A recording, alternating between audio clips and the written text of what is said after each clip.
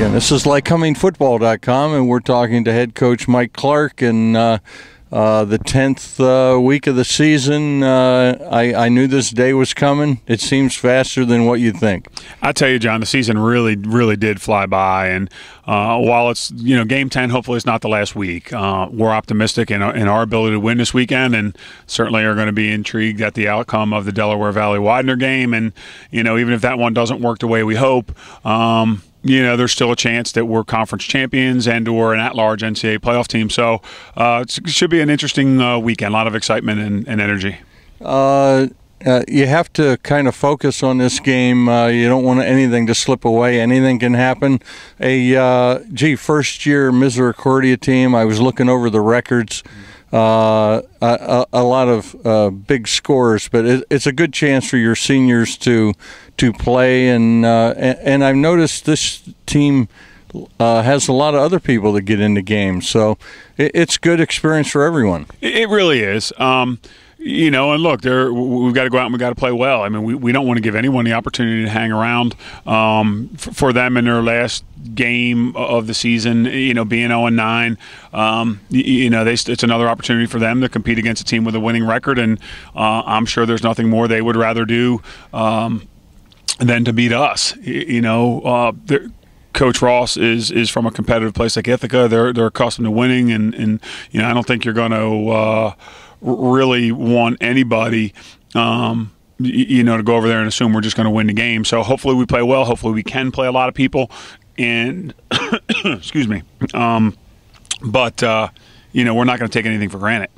This class is a pretty special class. I know it's your first full team that you recruited, that it was all your group, and 16-4 the last 2 years. If they win on Saturday, pretty special bunch of guys here. I hope so, John. I mean, last year's team was mostly our guys. I mean, they were initially recruited by Coach Curry and Coach Girardi, so there was some carryover, but essentially last year's group was, I guess, technically the first full group of our seniors. But you're right, in terms of the beginning of the process and us initiating contact, this is Coach Girardi and Coach Curry were never involved. I shouldn't say never involved, because we certainly introduced them to recruits when they were on campus, but if they were around. But you're right. I mean, there was no contact whatsoever with anyone other than our current coaching staff. This is a great group of kids, John. 2008 was such a remarkable year because of the fact we won a championship and made the playoffs, and really, I think, surprised a lot of people. And everyone just thought, myself included, that in 2009, hey, everything's fixed, and we'll be better than 7-4. Well, it didn't happen. And the coaches and this senior class as freshmen, we were kind of knocked back down a little bit. And to see the consistent progress, I think, from then on, starting 5-1 but struggling and finishing 6-4, and then last year playing really to week 9 and that Del Val game really having a significant meaning. Unfortunately, didn't go the way we wanted. But now all of a sudden week 10 matters, right? And so I think these guys have just gotten us to the point where, we're in the MAC title conversation to the very end, and that's really all you can ask for, right? Yeah. Coach Girardi did it for a long time and won 13 championships, but he coached 36 years, right? No one's going to win it every year. But to do it one every 3 or less is remarkable. And these guys have fortunately the last 2 years put us in a situation where we're in contention for the league championship. And I think that's all you can really ask. I think one of the things that I like about D3 football, and I know you stress winning and everything else, but the influence you have on these young people. I was talking to Steve Weiser about that, especially after a big loss against Widener, which was probably one of the tougher ones to swallow over the years. And how it's just a lesson of life. They're getting an education. They're learning how to play as a team.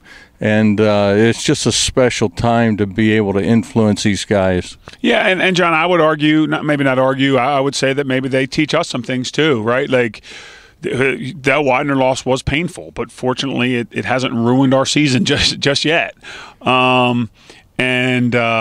it's hard to come back and play after that, and it's not easy to come back and coach after that. But I think we help each other. You know, the coaches help each other, the coaches help the players, and the players help the coaches. And you know, this really is a tight-knit group, and not just amongst the players. I think between our staff and our team, and you know, those guys help us through some tough times too. So you know, I'd love to think that part of what we do is teaching our guys a lot, not just about football, but about life. But they teach us some stuff too, which is kind of neat. Yeah. If there's anything that Lycoming football stands out to me, it's a legacy of family and loyalty, and you have just been carrying that on from Girardi and that group, and it's just a pleasure to come here and watch you guys, and good luck on Saturday. Well, John, I appreciate you saying that. Look, Coach Girardi and Coach Curry did things the right way.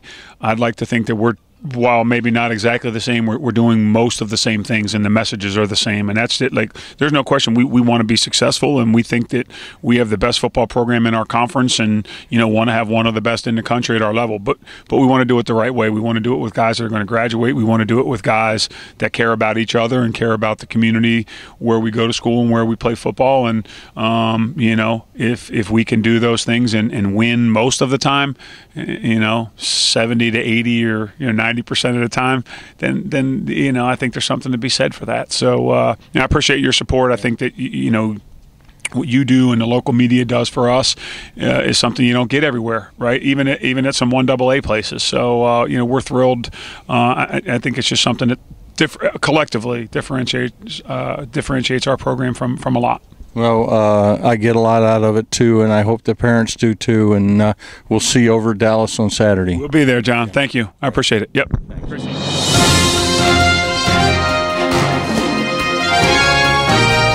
This is a production of LycomingFootball.com, your 2012 Warriors connection.